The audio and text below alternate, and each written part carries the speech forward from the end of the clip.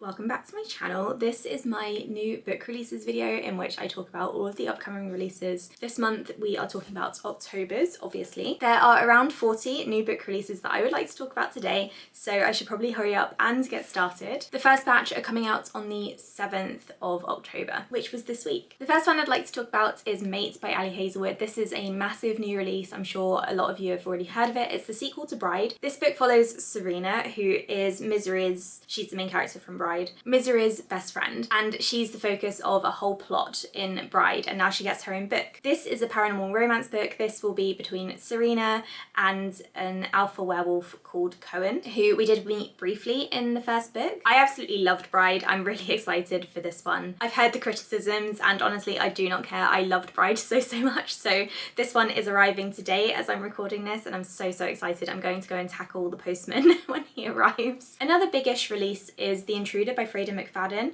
I don't really know how many people follow her new releases because obviously she's quite a big author, but she releases so many books. I don't know if people just, you know, wait until she releases something and then don't really have to pay attention to her new releases. But anyway, this one is another thriller book by her. It says here that the main character, called Casey, is staying in a cabin in the wilderness and her cabin is hit by a hurricane. And that's not the most disturbing part of the story. There's also a young girl hiding outside the window who is alone and covered in blood. The tagline says that it's a taut and deadly tale of survival and desperation. So I'm hoping this is going to be like a survival kind of thriller, which is something that I really enjoy. The Women of Wild Hill. This is a witchy book, which you guys know that I love. I love how many witch books are coming out lately. It says here that it's a witty, spectacular and timely tale of modern day witches waging war on the patriarchy. It seems like this is one of the witchy books that really dig into the connection between women or people and nature, and also goes into the story of people's ancestors as well. So it says here that there are places on earth where nature's powers gather. Such a place is Wild Hill on the tip of Long Island. For centuries, the ghost of a witch murdered by colonists claimed the beautiful and fertile Wild Hill until a young Scottish woman with strange gifts arrived. Sadie Duncan was allowed to stay. And then it seems to follow 5 generations of Sadie's descendants who also live in Wild Hill, and I absolutely love the sound of that. Love generational fiction, love witch stories, so cannot wait to read this one. Stephanie Garber is releasing a new book called Alchemy of Secrets. I think this might be her adult debut, but don't quote me on that. This one seems to be romantasy dark academia. It says here that the main character Holland is taking a class on folklore, which is taught by someone just called the Professor. Holland ends up tracking down a local legend called the Watchman, and the Watchman is supposed to tell you, or be able to tell you, when you'll die. And the main character Holland is told that she will die the following day. So I imagine this is going to be like a ticking clock kind of story. It's set in Los Angeles, so it's definitely like an urban fantasy. I don't know if the main character will get dragged into another world or something, but we will see. I don't know if I want to read this one because I didn't like Caraval. I don't like the sound of Stephanie Garber's YA stuff, but I'm very aware that her adult can be very different. So let me know if you'll be reading this and then come back and tell me what you think. The Hearth Witch's Guide to Magic and Murder. I love the title of this one. This is the first book in the Hemlock Saga. It's set in our world in London, and I think it's a story about all kinds of different magical creatures. So you've got witches and fae, you know, the typical ones. This follows a woman called Avery who is a changeling, and the council has ruled that she is, I guess, untrustworthy, or she's done something wrong. I'm not really sure. Maybe she's just sentenced to 500 years of nightmares for being a changeling, and that's it. It says that Avery needs to find a way to acclimate and solve a supernatural crime. So I like the sound of this one. It's tagged with cozy, so this could be a cozy fantasy mystery sort of story. I am intending on reading this eventually. Speaking of adult debuts, which I was a couple of books ago, Stephanie Perkins is releasing her adult contemporary debut. I'm really excited and thrilled to see Stephanie Perkins back in the novel writing bookish world. She's the author of Anna and the French Kiss, and she has taken a few different breaks from writing and publishing books, so it's very exciting to see her back. This one follows a woman called Ingrid who is a 29-year-old librarian who lives in a cozy mountain town. She's dating a guy called Corey, and they've been dating for quite a while, and they haven't really broached the topic of marriage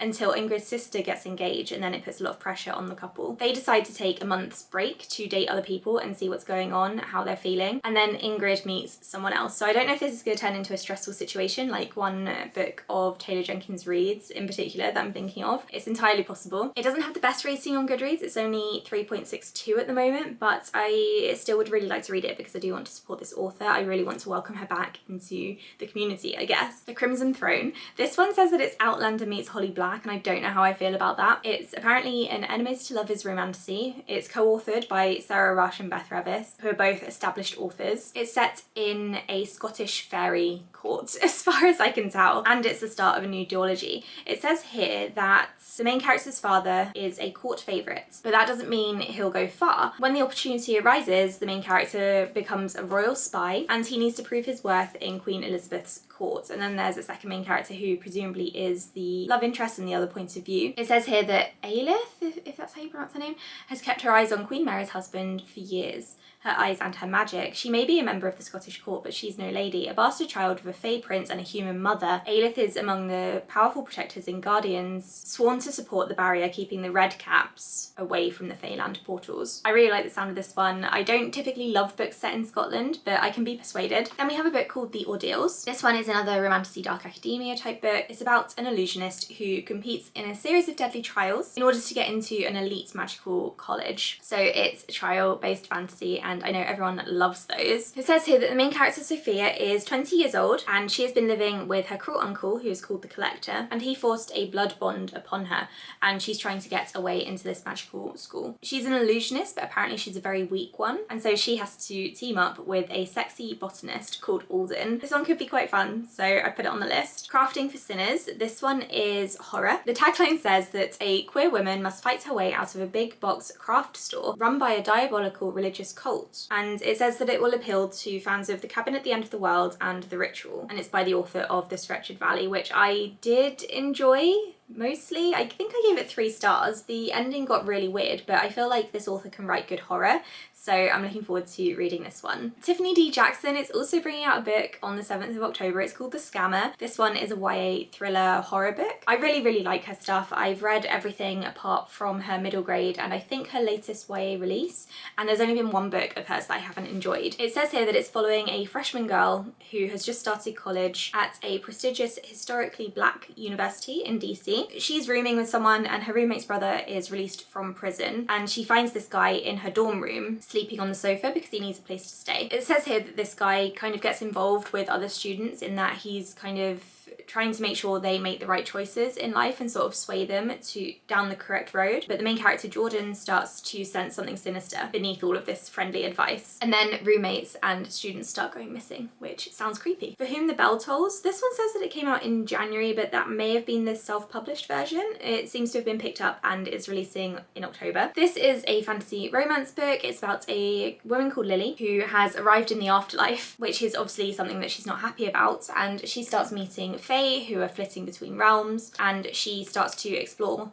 this afterlife and what it can offer her. She starts looking around, and then she realizes that she's really being drawn to hell. And that's pretty much all I know, apart from I think the love interest is a demon. So I'm sure the supernatural fangirls will enjoy that. Lore Olympus Volume 9 is out as well, and I've already read it. I really enjoyed it. I can't believe, I think there are only like 2 more volumes left because the webtoon has wrapped up now. I'm fairly sure we're catching up and we're coming to the end. I'm still really enjoying this series. I gave this one 4 stars. I thought I'd let you know that it's coming out, and the 10th one is coming out in the summer next year, so it's quite a big gap between books. Keep This For Me. This one is a debut thriller mystery book. It's about a woman called Fiona who is investigating the disappearance of her mother in conjunction with investigating a serial killer, and the 2 cases might be connected. It says here that one hot August night in 1993, a young couple go to a party, their car breaks down, and they're picked up by a truck driver who attacks the man and abducts the woman, and the woman is Fiona's mother. And then a trucker is caught, and there's a mass grave of bodies discovered, but Fiona's mother isn't there. And this trucker guy insists that he didn't kill her, so she's looking into that. This one sounds really interesting to me, so I'm wanting to read it. Dating After the End of the World. This one is a romance horror book about zombies, and it's definitely giving 2009. It says that the main character Casey has been doomsday prepping with her father, but she's getting really sick of that, and once she turns 18 she leaves home. And then there's a virus outbreak and there's zombies and stuff. I miss zombie fiction, so I will be reading this one. Call of the Camino, that's how you pronounce it. This is by the author of In an Instant, which I did really enjoy. This one follows 2 women who are traveling through Europe 2 generations apart, part. One of the main characters is a journalist who wants to travel around Spain, and then the other main character is a teenager who's on the run. I like generational or two timeline fiction, dual timeline fiction, not two timeline. So I'm really interested in reading this one, especially because I liked the author's other book. Moving on to the 14th of October now, we have The Zorg, which is a non-fiction book about a notorious slave ship which was involved in an incident that led to the abolition of slavery in the UK. And then the UK ending slavery then sparked other countries to do the same, including the US. Although, you know, there are like caveats and all sorts of layers to that, but this book is about the incident itself. I don't know much about this case, but I believe this ship, the Zorg, came from the Netherlands originally, and it went down to Africa, and then I believe it was overtaken by pirates, but I think maybe not like freelance pirates, I guess. I think it was like technically privateers. And then various things led it to go towards the Caribbean, and then there was a huge like disastrous weather event. So I'm looking forward to reading this one. I think it'll be quite upsetting, but I think it'll be a very interesting read into something that I only know bits and pieces about. Marie Lu is bringing out what I think is her adult debut. This is called Red City, and it's said to be The Godfather meets The Magicians. It says here that alchemy is the hidden art of transformation, an exclusive power wielded by crime syndicates that market it to the world's elite in the form of sand, a drug that enhances those who take it into a more perfect version of more beautiful, more charismatic, and simply more. So it sounds kind of like urban fantasy set in a place called Angel City, and the main character is the daughter of a poor single mother. Her name is Sam, and she is trying to climb the ranks in search of a better life. And then there's also like the undertone of war coming. I really like the sound of this one. I cannot wait to read it. The Keeper of Magical Things. This is by the author of The Teller of Small Fortunes, which I haven't read, but it's a cozy romance, and so is this one. I don't think it's a direct sequel as far as I can tell, but I'm not entirely sure. This is about a main character called Certainty, who is a novice at the Guild of Mages, and it says that she goes on a straightforward assignment and then everything goes a little bit wrong. I really like the sound of this one. I'm probably going to read the author's first book first because that's just how I do things, but I do want to read this one. The Haunting of Payne's Hollow. This is by Kelly Armstrong, who is releasing a lot of adult thriller horror books in the past few years. This one takes on a bit more of a supernatural twist. It says it's set at a lakeside property, which is a setting that I really enjoy. I love it when characters get stuck in the wilderness and have to try to survive. It says here that the main character is called Samantha. Her grandfather dies, and she doesn't expect to inherit anything because she's not really spoken to her family since her father was accused of murdering a child at this lakeside property. Her father took his own life because he didn't like the accusations. I mean, who would? And the grandfather thought that the father was innocent. And then because the grandfather's died, he's actually left the main character the lakeside property in the will, and so she has to go and face whatever went on there in the past. I love the sound of this one. I know that I like Kelly Armstrong's writing, so I'm really excited to read it. Bog Queen, which I feel like I've spoken about before. I don't know if I'm just having like weird deja vu. I think this one came out in the UK earlier, but it's coming out in the US in October, and this is about an anthropologist who finds something in the bog, and it talks about Roman Britain and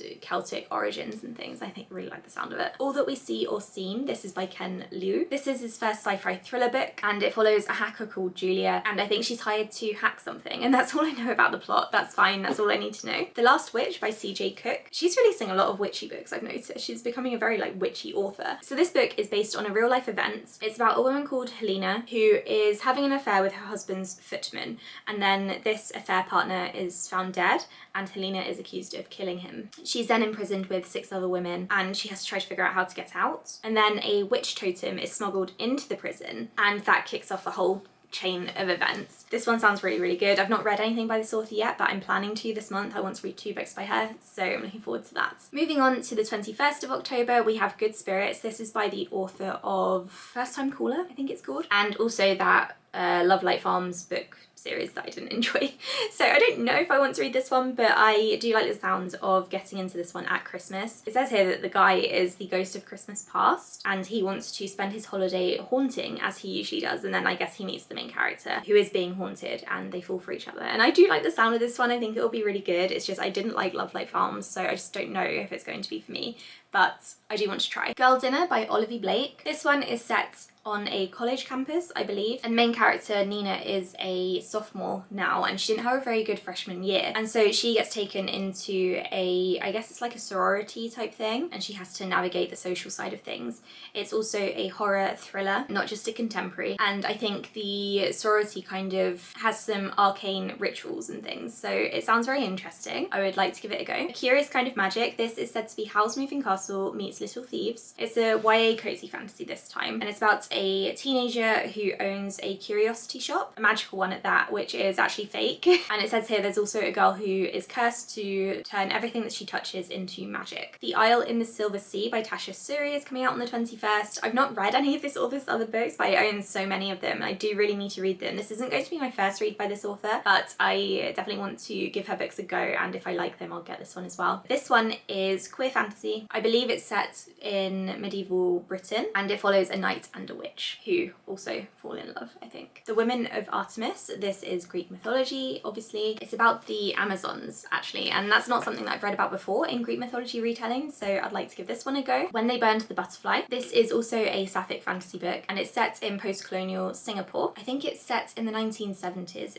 I believe. This is when the city was rapidly growing, there were loads of immigrants coming in, and everyone was sort of like grappling for power in this new city. The main character is able to summon fire, and I think the people who can do that are sworn to a fire goddess, or they should be, and so she teams up with other people and they have to sort of navigate around the gangs and all of the goings on in Singapore. I'd really like to read this one. Never read a fantasy set in Singapore, so I think it could be very interesting. The Sister's Curse. This is a thriller book. It says here that when mysterious drownings plague a small town, a detective haunted by her serial killer father must uncover whether revenge, ancient legends, or something darker lurks beneath the surface. I'm not going to read the rest of the synopsis because I don't do that for thrillers normally. I just really like the sound of this one. Witches of Honeysuckle House. Again, witchy books. This is a fantasy. It says here that this family is haunted by a curse, and this curse kills someone close to them every 13 years. And in this book, two sisters must come together to try and break the curse because honestly, it's just destroying their family. I love the sound of this one. Cannot wait to read it. And then finally we are on to the last week of October, the 28th. The first book that caught my eye was the sequel to Blood of Hercules. This one's called Bonds of Hercules. I don't actually know what the first book is about, but I do have it over here and I'm meant to be reading it soon so that I can recap it for my website. So I won't tell you anything about this other than I think it's a Hercules retelling. Hazelthorn by C.G. Drews, who is a very popular author at the moment. They wrote Don't Let the Forest In. That one did very well. It says here that it's a deeply unsettling and yet hauntingly beautiful tale of murder and a botanical body horror. The main character is unable to leave the estate. I don't know if he's actually a ghost or if he's just living like a ghost. It says for his safety, he's not allowed to leave the estate. And then all of a sudden his guardian dies, and that kind of throws everything up in the air. The main character's not really sure what to do with himself, and then it turns into like a gothic horror, I think. The Everlasting. This one is historical fantasy, I think, by Alex E. Harrow. It's about a reluctant lady knight and a not so heroic historian who are fighting through time and space to rewrite their tragic fates. That's what the tagline says anyway. The synopsis doesn't really say much, to be honest, but I'm looking forward to reading it. Our Vicious Oaths. This is by the author of The Blood Trials, which I think I tried to read but I didn't enjoy, but I like the sound of this one. It's a romantasy. It says that it's about powerful magic, enemies to lovers, and political intrigue. There's a warrior princess and a vengeful king from rival fae courts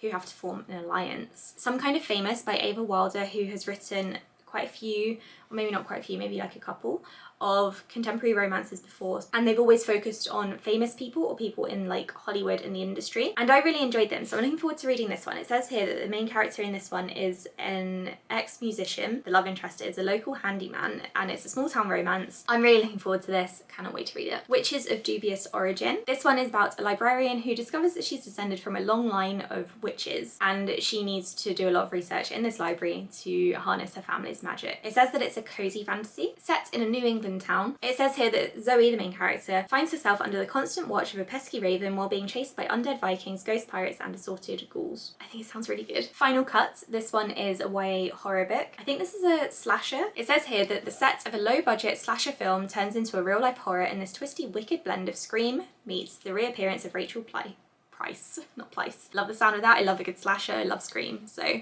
Cannot wait to read this one. The White Octopus Hotel. This one is set in a magical hotel in the Swiss Alps. It says that two lost souls living in different centuries meet and discover that behind its many doors, they may just find a second chance. So I think this is historical fiction, fantasy, romance. And then finally we have The Bone Thief. This is the second book in a series called Sid Walker. It starts with Blood Sisters, and I don't know if I want to read the whole synopsis, but I believe that the author is Native American, and I've not read many thriller books by authors of colour, and in fact I think I've only read maybe one other book by a Native American author, so I would really like to check this series out now that I've heard of it. It's a thriller mystery book, and yeah, I'd really like to read it. So those are the 39 books that I'm looking forward to that are coming out in October. Some I will be reaching for faster than others. Let me know which ones you're hyped about. If I've missed any of your most anticipated releases off this list, then tell me in the comments below. Thank you for watching, and I'll talk to you all in the next video. Bye!